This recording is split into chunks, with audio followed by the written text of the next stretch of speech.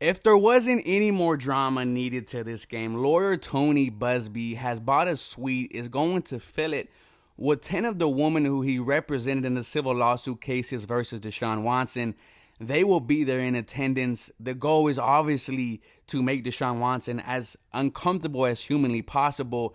Busby, he's only reaching for a story. He's looking for the clout. He is definitely going to do that with a stunt like this.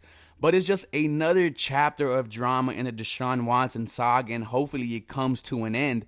This is a revenge game for me, right? I really need the Houston Texans to go out and beat the Cleveland Browns. It's going to be hard to do with this 1-9-1 football team, but if you are going to the game on Sunday, you boo the hell out of them. You be loud. I will try to be there myself and boo as much as I can, because this is a guy who quit on this Houston Texans team. When we drafted Deshaun Watson, the question never was if he was going to win us a Super Bowl. It was a matter of when. And he showed us that with amazing plays, with dropping our draw every single Sunday. We reward him with a lengthy extension.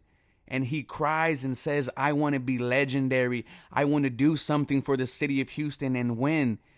And only a couple months later, decides to quit after a 4-12 season where we traded DeAndre Hopkins, and it was just a slippery slope from there.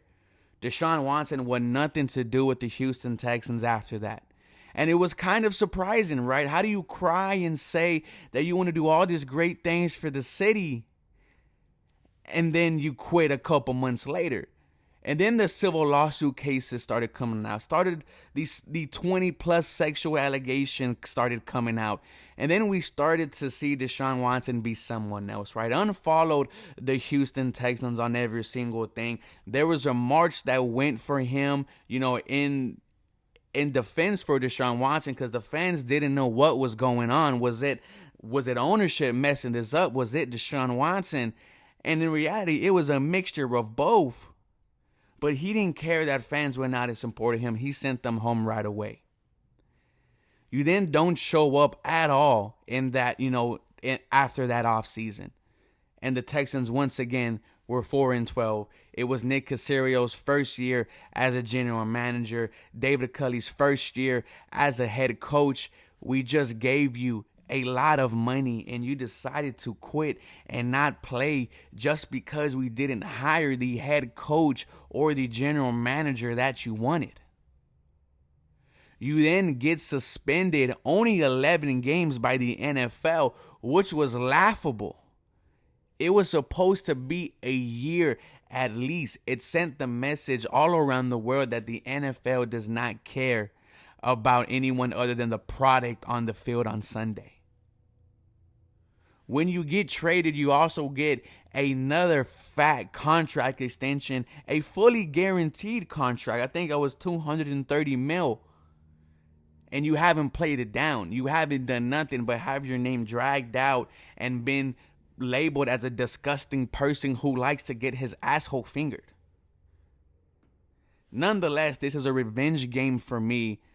If the Houston Texans wins, it does so many good stuff for their draft position. You still hold the number 1 overall pick. You could definitely afford to win a game. There's no other one-win football team. And then we also own the Cleveland Browns first-round pick. Adding another loss would only help our draft position. Hopefully get that pick back into the top 10 and close to the top 5 as possible.